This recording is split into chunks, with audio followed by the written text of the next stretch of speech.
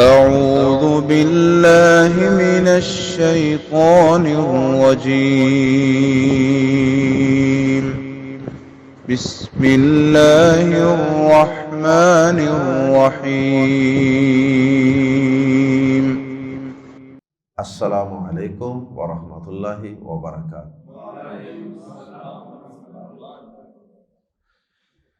سورۃ توبہ آیت نمبر 71 سے 74۔ ان الحمد للہ والصلاة والسلام علی رسول اللہ اما بعد۔ اعوذ باللہ السمیع العلیم من الشیطان الرجیم من ہمزہ ونفخہ ونفثہ۔ والمؤمنون والمؤمنات بعضهم اولیاء بعض یأمرون بالمعروف وینہون عن المنکر ویقیمون الصلاة ویؤتون الزکاة ویطیعون اللہ ورسولہ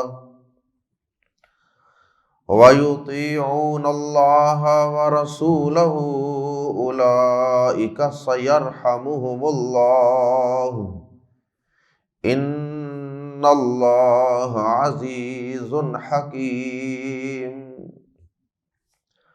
وعد اللہ المؤمنین والمؤمنات جنات تجری من تحتها الانہار خالدین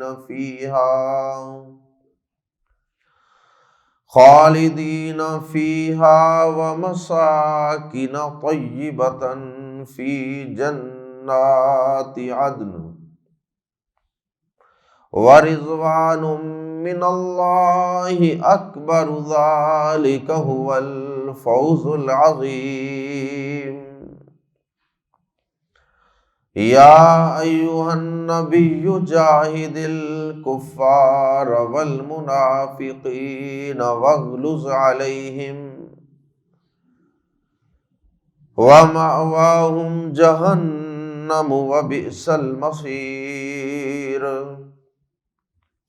یحلفون باللہ ما قالوا ولقد قالوا کلمۃ الکفر وکفروا بعد اسلامہم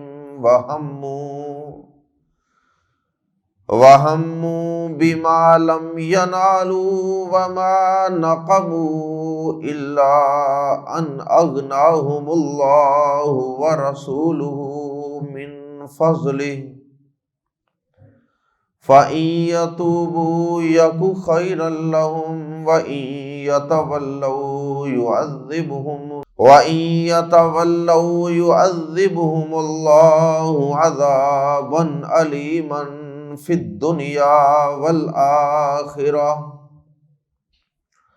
وَمَا لَهُمْ فِي الْأَرْضِ مِن وَلِيٍّ وَلَا نَصِيرٍ۔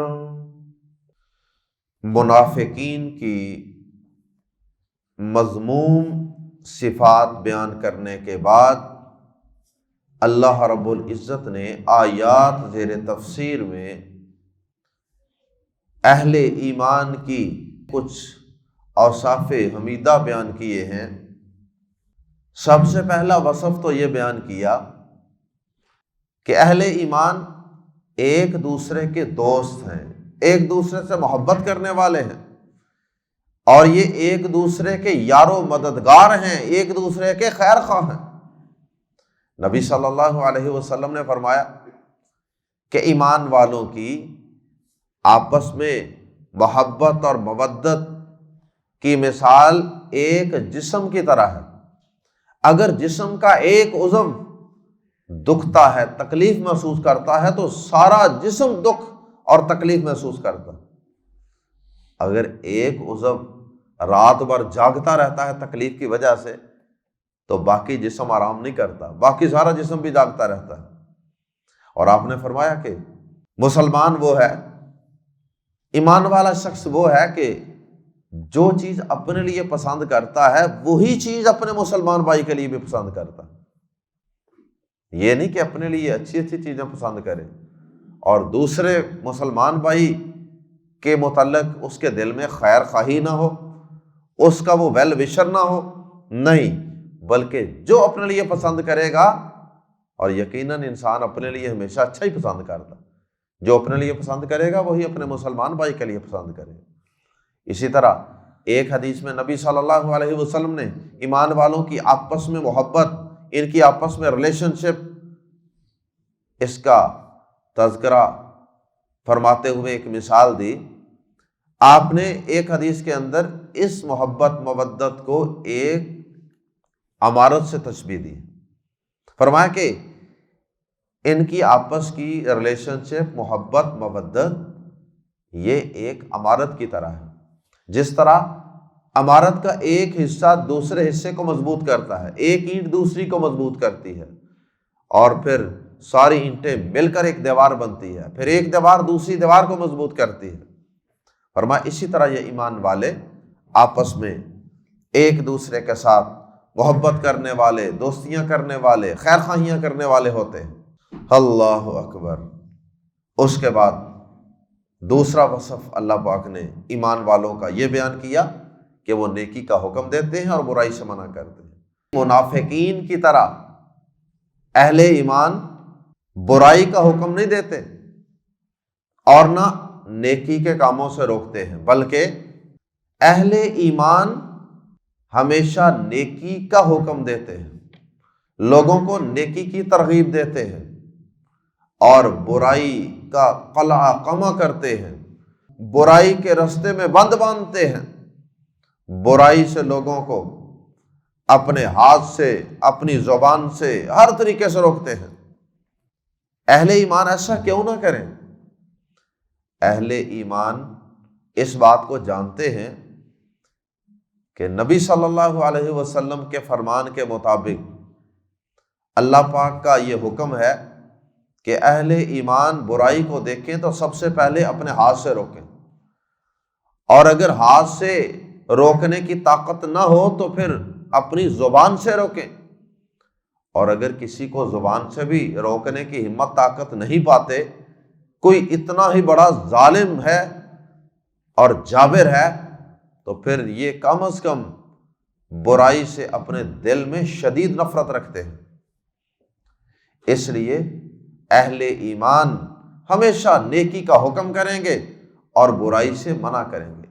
امر بالمعروف و نہی عن المنکر، یہ قرآن مجید کی ایک بڑی بنیادی اور بار بار استعمال ہونے والی اصطلاح اور ٹرم ہے۔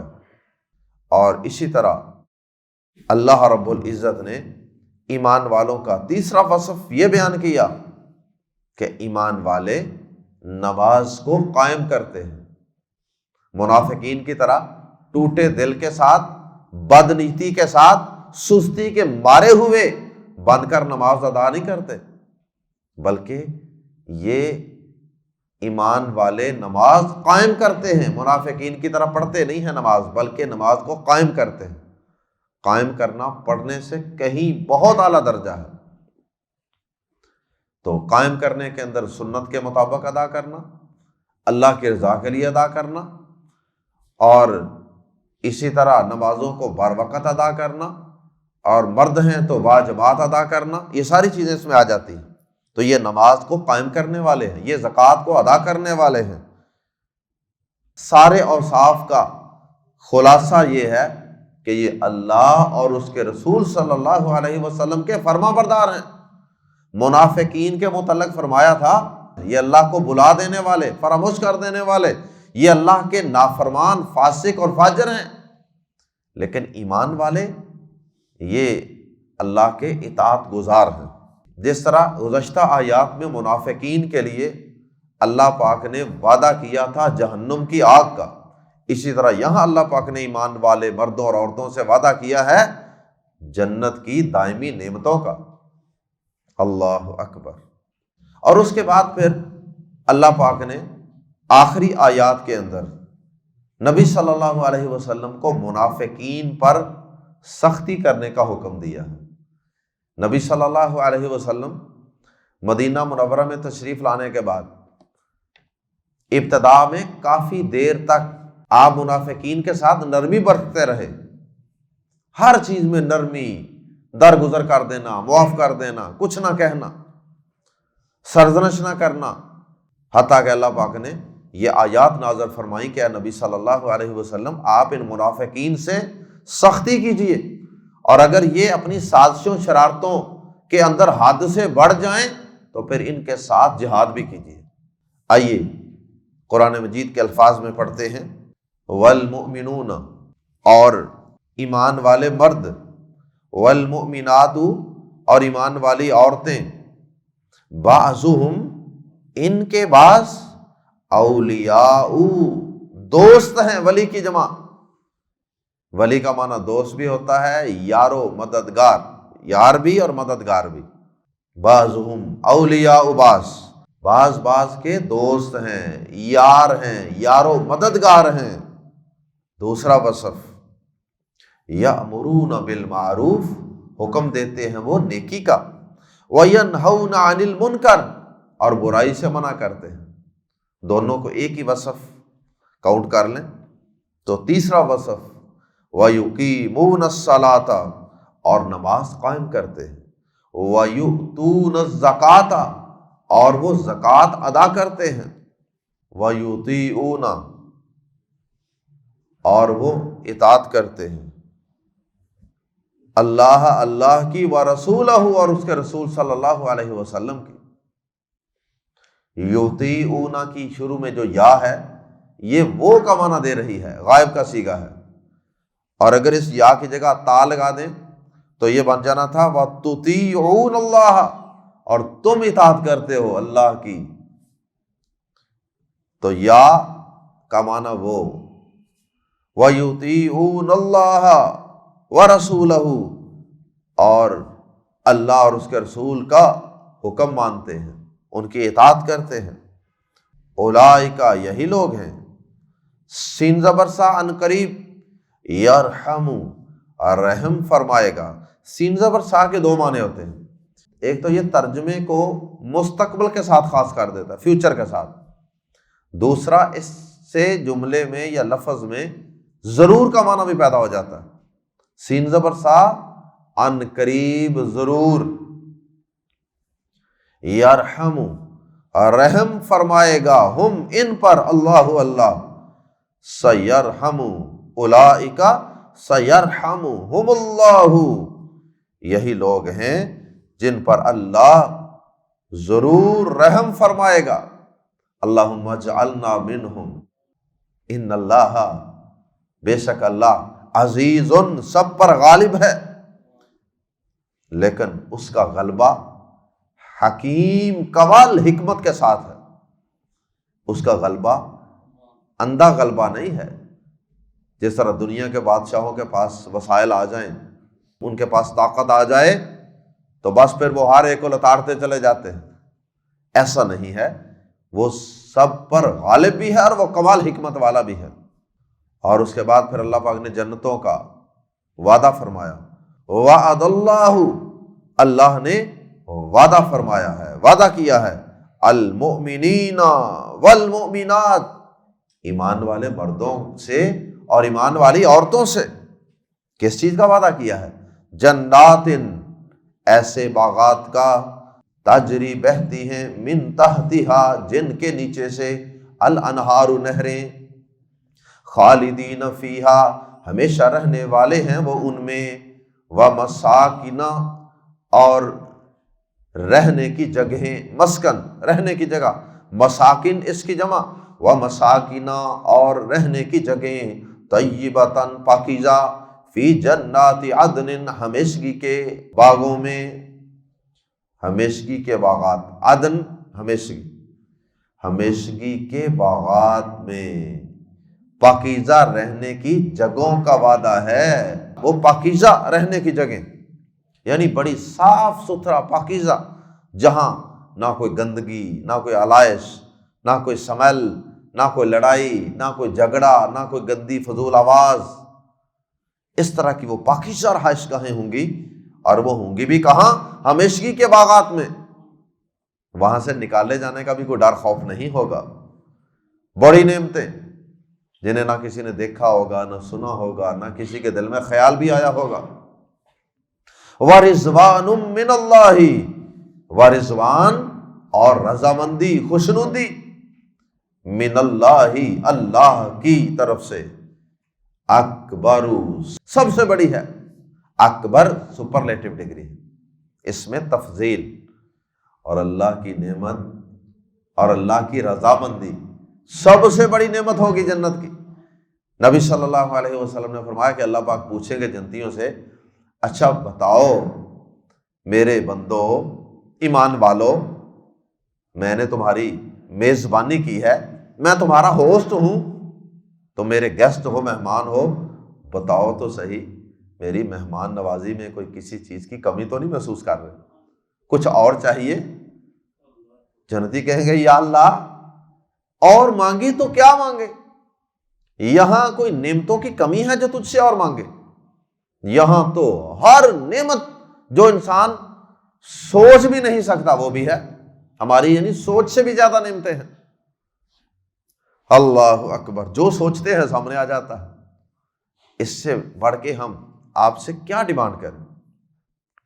اللہ پاک کہیں گے چلو ساری جنت کی نعمتیں تم نے دیکھ لی ہے نا، آؤ پھر تمہاری سوچیں تو بس ہو گئی ہیں، اس سے بڑھ کر تم کوئی اور نعمت مانگ نہیں سکتے، آؤ پھر میں تمہیں ان سے بڑی ایک نعمت بھی میں نے سنبھال کے رکھی ہوئی ہے، آؤ وہ نعمت میں تمہیں عطا کرتا ہوں۔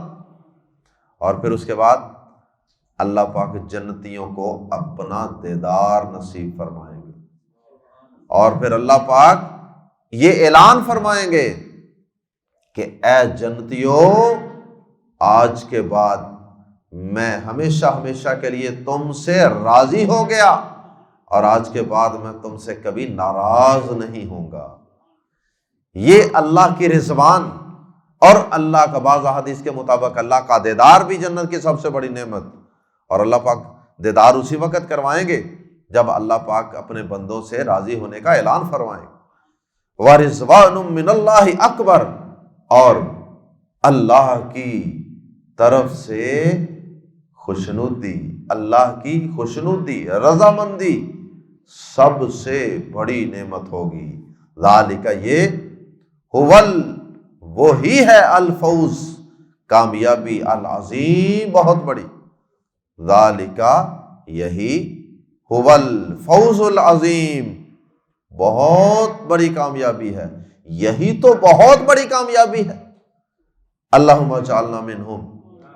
یا ایہا النبی، اے نبی صلی اللہ علیہ وسلم، جاہد الکفار والمنافقین، جہاد کیجئے کفار اور منافقین کے ساتھ، وغلظ، اور سختی کیجئے، علیہم، ان پر، اے نبی صلی اللہ علیہ وسلم کافروں اور منافقوں سے جہاد کیجئے اور ان پر سختی کیجئے، وَمَأْوَاهُمْ، اور ان کا ٹھکانہ جہنم، جہنم ہے، وَبِئْسَ الْمَصِيرُ، اور وہ بہت بری جگہ ہے لوٹ کے جانے کی۔ نبی صلی اللہ علیہ وسلم مدینہ منورہ میں جب تشریف لائے تو وہاں پہ منافقین کے ساتھ بہت زیادہ نرمی کا مظاہرہ کرتے رہے، اور بہت زیادہ عفو و درگزر سے کام لیتے رہے۔ بہت سی ان کی غلطیاں، کوتاہیاں، ان کی سازشیں، شرارتیں آپ درگزر کرتے رہے، لیکن نبی صلی اللہ علیہ وسلم کی نرمی کا ان کو کچھ فائدہ نہیں ہوا۔ آپ کا مقصد تو یہ تھا کہ اس نرمی سے یہ سدھر جائیں گے، لیکن وہ سدھرے نہیں۔ اللہ پاک نے، چونکہ سورۃ التوبہ نبی صلی اللہ علیہ وسلم کی حیات طیبہ کے آخری دور میں نازل ہوئی ہے، اس لیے اللہ پاک نے پھر آپ کی زندگی کے آخری حصے میں آپ کو یہ آیات نازل فرما کے حکم دے دیا کہ اے نبی صلی اللہ علیہ وسلم، آپ نے ان سے نرمی کر کے دیکھ لیا، لیکن ان کو نرمی کا کوئی فائدہ نہیں، نرمی نے راس نہیں آئی۔ اب آپ ان کے ساتھ ذرا سختی کیجئے، سختی کا معاملہ کیجئے، ان کی سازشوں شرارتوں کو سختی سے کنٹرول کیجئے، سختی سے نمٹیے۔ اور اگر یہ کسی وقت واضح طور پہ کفر کا اظہار کریں، نبی صلی اللہ علیہ وسلم کی توہین اور گستاخی کا اظہار کریں، تو اے نبی صلی اللہ علیہ وسلم آپ پھر ان سے جہاد بھی کرنا پڑے، جہاد بالسیف، تلوار والا جہاد، تلوار والا جہاد بھی کرنا پڑے تو کر گزریے۔ ہاں، اس سے پہلے نبی صلی اللہ علیہ وسلم نے ان منافقین کے ساتھ جہاد بالسیف نہیں کیا تھا، لیکن اللہ پاک نے یہ آیت کریمہ نازل فرما کے آپ کو اس کی بھی اجازت دے دی، کیونکہ اس سے پہلے کئی ایسے مواقع آئے کہ صحابہ کرام نے آپ سے اجازت مانگی کہ اللہ کے نبی صلی اللہ علیہ وسلم آپ ہمیں اجازت دیں، ہم فلاں منافق کی گردن تن سے جدا کر دیں، لیکن آپ فرماتے تھے نہیں، چھوڑ دو، لوگ کہیں گے کہ محمد اپنے ساتھیوں کو خود ہی قتل کرواتا ہے صلی اللہ علیہ وسلم۔ لیکن یہ آیت کریمہ نازل فرما کے اللہ پاک نے اجازت دے دی کہ اگر کبھی وہ کھل کھلا کر کفریہ بات کریں یا کوئی کفریہ کام کریں یا اسلام کے خلاف کسی کافر کا ساتھ دیں، کھل کھلا کر بات ثابت ہو جائے، تو پھر ان کو بھی آپ نے کافروں میں شمار کرتے ہوئے جس طرح کافروں سے جہاد کرنا ہے ویسے ان سے بھی کریں۔ لیکن اگر وہ کوئی کفریہ کام کر کے، کوئی کفریہ بات کر کے بعد میں مکر جائیں، پھر جہاد نہیں کرنا ان کے ساتھ۔ اگر وہ اپنے کفر کا اعلانیہ اظہار بھی کریں اور اس پر ڈٹ بھی جائیں اور وہ مسلمانوں کے معاشرے کے اندر اعلانیہ بغاوت کریں، فتنہ پھیلائیں، تو پھر آپ کو ان کے ساتھ جہاد بھی کرنا پڑے، تلوار کے ساتھ وہ جہاد کیجیے۔ یہ مطلب ہے اس آیت کریمہ کا، اے نبی صلی اللہ علیہ وسلم، یا ایھا النبی جاہد الکفار والمنافقین واغلظ علیہم۔ امام ابن کثیر رحمہ اللہ نے اس آیت کریمہ کی تفسیر میں مختلف اہل علم کے مختلف اقوال نقل کیے، تابعین کے اور اہل علم کے، اور ان سب کے بعد امام ابن کثیر رحمہ اللہ نے لکھا ہے کہ ان سارے ڈفرنٹ اقوالز میں مختلف جو موقف ہیں ان میں کوئی تضاد نہیں ہے۔ وہ کہتے ہیں کہ یہ سارے موقف اپنی اپنی جگہ پر صحیح ہیں۔ وہ کیسے؟ وہ فرماتے ہیں کہ حالات، یہ ڈیپینڈ کرتا ہے حالات پر، سچویشن پر، جیسی سچویشن ہوگی اس کے مطابق منافقین کے ساتھ برتاؤ کیا جائے گا۔ کسی جگہ پہ ان کے ساتھ نرمی کی جائے گی، کسی موقع پہ ان پر سختی کی جائے گی، کسی موقع پہ ان کو ہلکی پھلکی سزا دی جائے گی، اور کسی موقع پہ ان کو کافروں کی طرح بھی ٹریٹ کیا جائے گا۔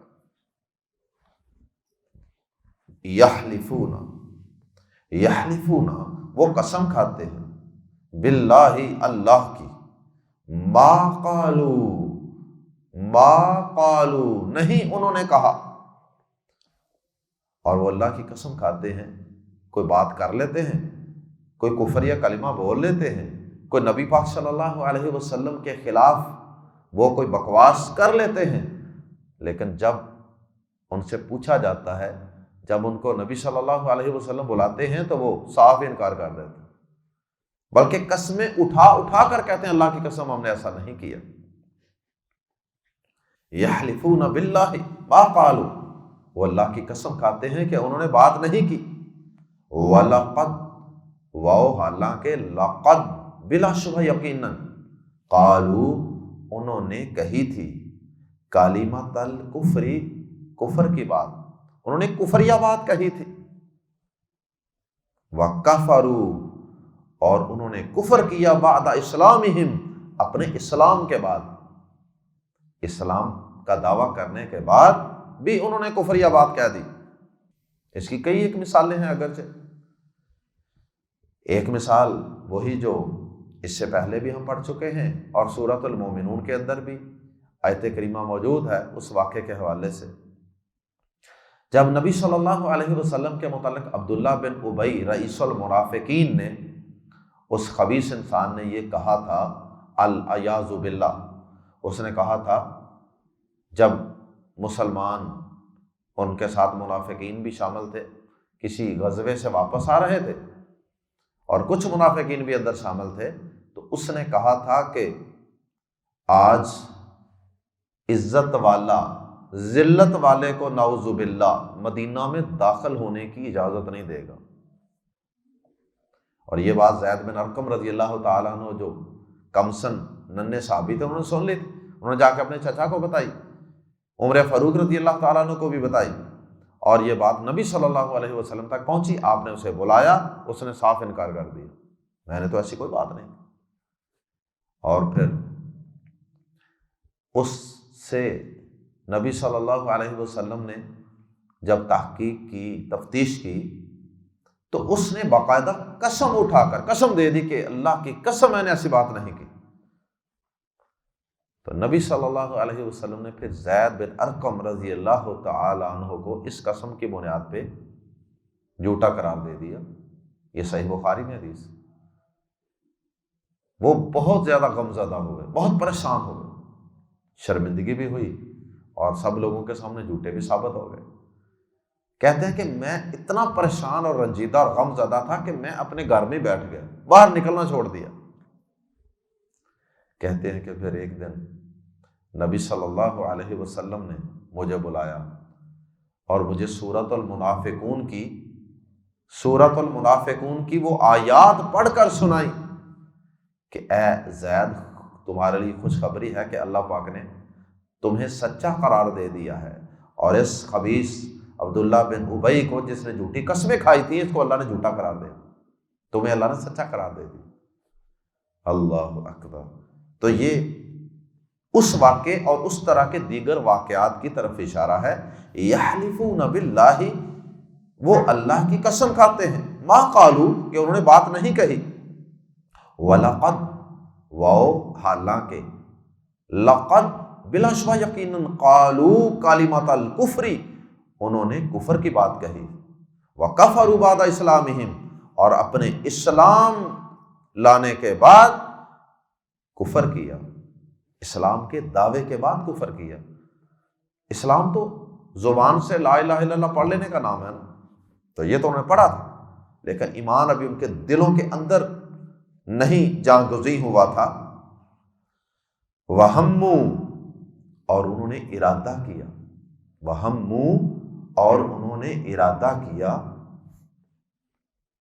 بازر بھی کا، کس چیز کا؟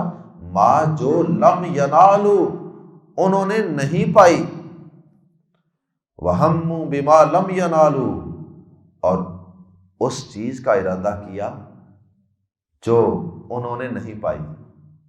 مطلب کیا؟ کہ انہوں نے اسلام کے خلاف، پیغمبر آخر الزمان صلی اللہ علیہ وسلم کے خلاف سازشوں کا، شرارتوں کا ایک پورا جال بنا ہوا تھا، جال پھیلایا ہوا تھا۔ جتنے بھی ان کے ناپاک عزائم تھے نا، اللہ پاک نے ان عزائم کے اندر ان منافقین کو ناکام اور نامراد کر دیا۔ انہوں نے بہت سے ارادے کیے تھے، انہوں نے مسجد زرار بنا کر مسلمانوں کے خلاف سازشوں کا ایک مرکز اور ایک مورچہ تعمیر کرنے کی کوشش کی، وہ ناکام ہو گئے۔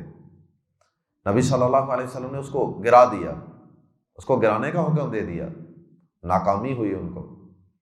انہوں نے غزوہ احد کے اندر 300 افراد واپس لے جا کر مسلمانوں کو شکست دینے کی کوشش کی، اللہ نے ناکام کر دیا۔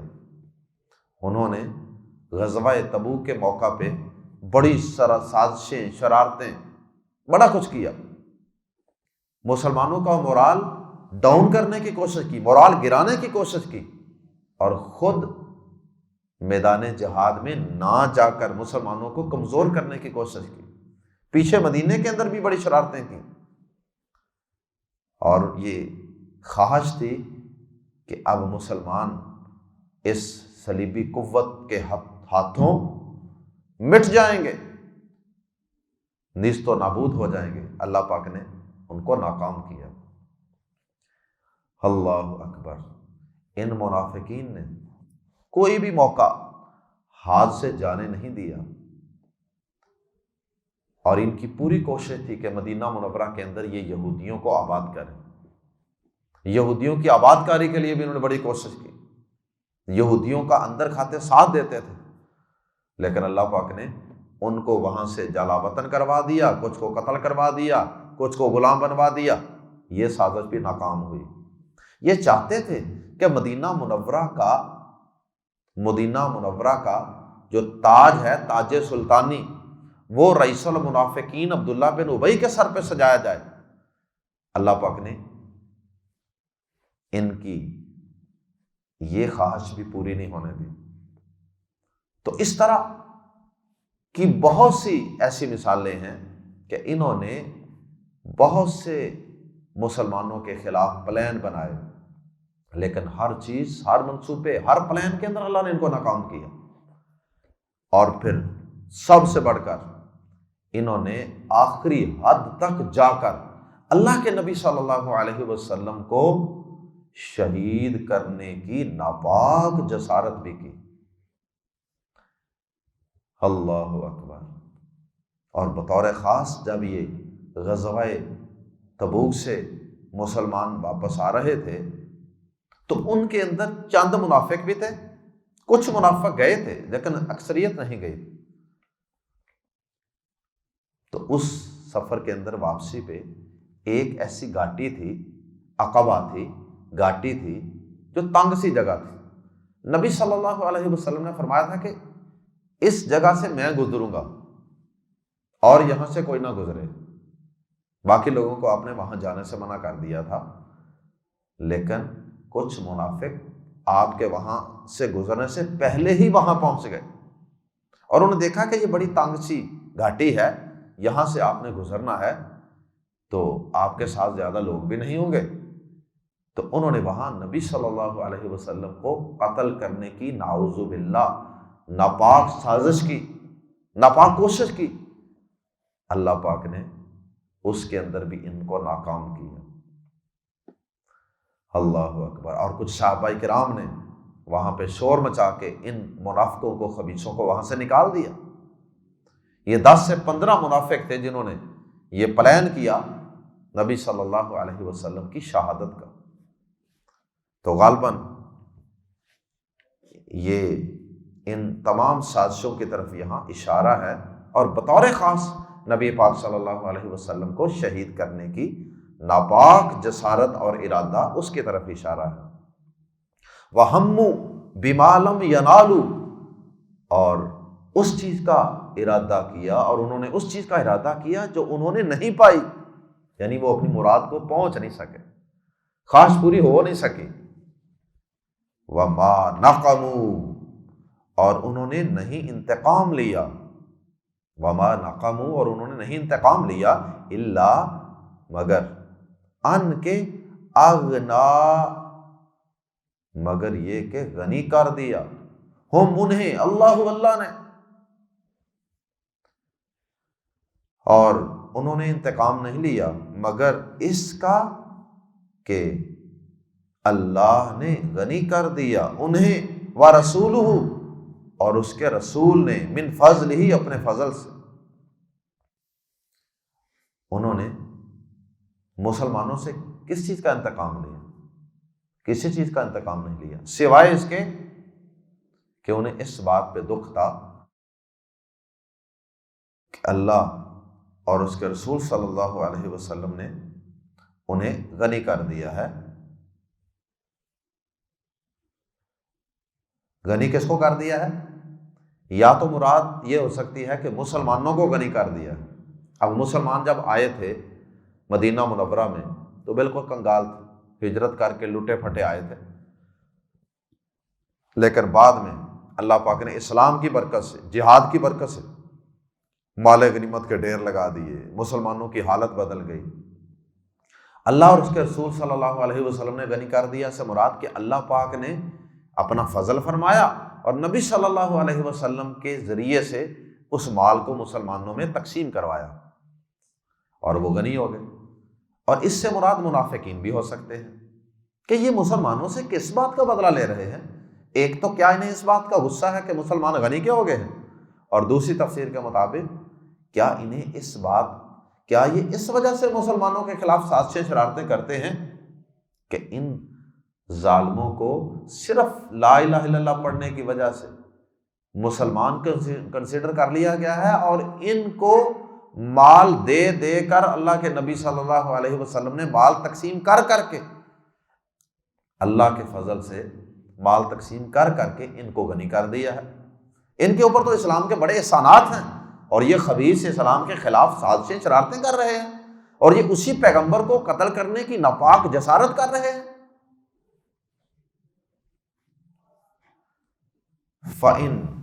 فَإِن يَتُوبُوا پس ان اگر یتوبو وہ توبہ کر لیں، یکو ہوگا، کانا یکونو سے ہے یکونو کے آگے سے حروف سائلنٹ ہو گئے۔ فَإِن يَتُوبُوا پھر اگر وہ توبہ کر لیں، یکو ہوگا خیرا لہم ان کے لیے بہتر، اگر وہ توبہ کر لیں تو یہ ان کے لیے بہتر ہوگا۔ وَإِن يَتَوَلَّوْا اور اگر وہ منہ پھیر لیں، توبہ نہ کریں، شرارتیں سازشیں جاری رکھیں، يُعَذِّبْهُمُ اللَّهُ اللہ عذاب دے گا انہیں، عذابًا علیما دردناک عذاب، اللہ انہیں دردناک عذاب دے گا۔ پھر دنیا والآخرہ، دنیا میں بھی اور آخرت میں بھی۔ دنیا میں کس طرح؟ وہ اللہ پاک نے جو حکم دے دیا، یا ایھا النبی جاہد الکفار والمنافقین فی الدنیا والآخرہ وما لہم فی الارض اور نہیں ہوگا ان کے لیے زمین میں من ولی کوئی دوست ولا نصیر اور نہ کوئی مددگار۔ اللہ ہم سب کو ان منافقوں کی سازشوں شرارتوں سے بچائے، اللہ ہم سب کو تمام مسلمانوں کو ان منافقوں کی سازشوں سے محفوظ رکھے، اور اللہ پاک ہم سب میں وہ اوصاف پیدا فرما دے جو اہل ایمان کے اوصاف ہیں، اور اللہ ہمیں منافقین کی بری خصلتوں سے بچنے کی توفیق عطا فرمائے۔ سبحانک اللہم و بحمدک اشہد ان لا الہ الا انت استغفرک و اتوب الیک۔